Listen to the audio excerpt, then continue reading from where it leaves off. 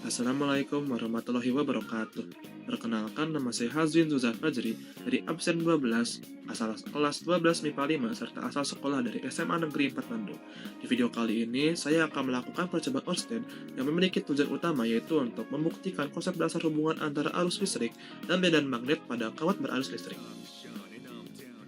Beberapa tujuan dalam percobaan Ørsted adalah: 1. Membuktikan hubungan antara listrik dan magnetisme. 2. Menemukan prinsip dasar elektromagnetisme. 3. Memahami efek arus listrik pada jarum kompas. Dan 4. Menyelidiki pola medan magnet di sekitar kawat berarus. Selanjutnya adalah konsep dari percobaan Ørsted. Percobaan Ørsted menunjukkan bahwa arus listrik menghasilkan medan magnet di sekitarnya yang mempengaruhi jarum kompas yang diletakkan dekat kawat berarus. Medan magnet ini berbentuk melingkar di sekitar kawat, dan arah medan bergantung pada arah arus listrik. Penemuan ini mengungkap hubungan antara listrik dan magnetisme, menjadi dasar prinsip elektromagnetisme yang mendukung banyak teknologi modern seperti motor, listrik, dan generator.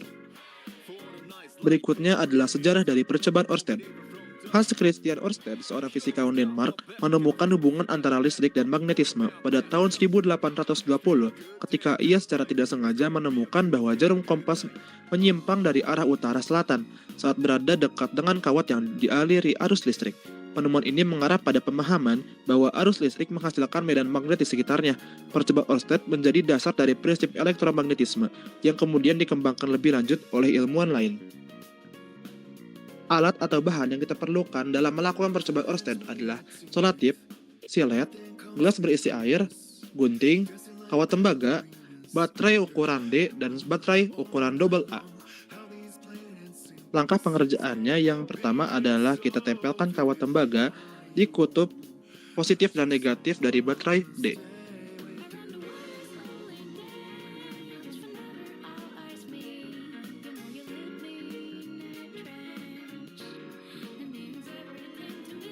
Setelah rangkaiannya jadi, kita taruh silet di permukaan gelas berisi air, lalu kita coba dekatkan kutub positif pada baterai tepat di atas bagian utara pada silet. Kita amati simpangan yang terjadi. Nah, saat kita dekatkan kutub positif pada baterai di atas bagian utara silet, simpangan yang terjadi akan lebih bergerak ke arah barat. Kalau kita balik posisi kutub negatif baterai sejajar dengan bagian utara silet, maka simpangan terjadi akan lebih mengarah ke arah timur.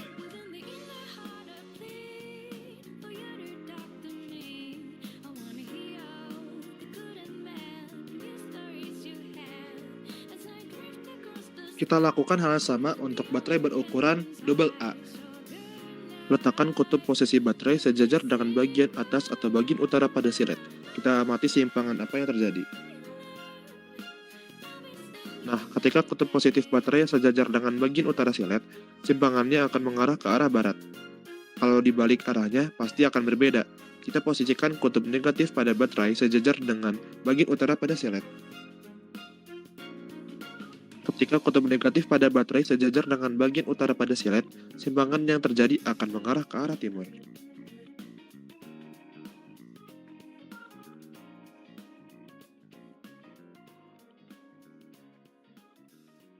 Yang terakhir adalah kesimpulan dari percobaan Ørsted yang kita lakukan di video ini.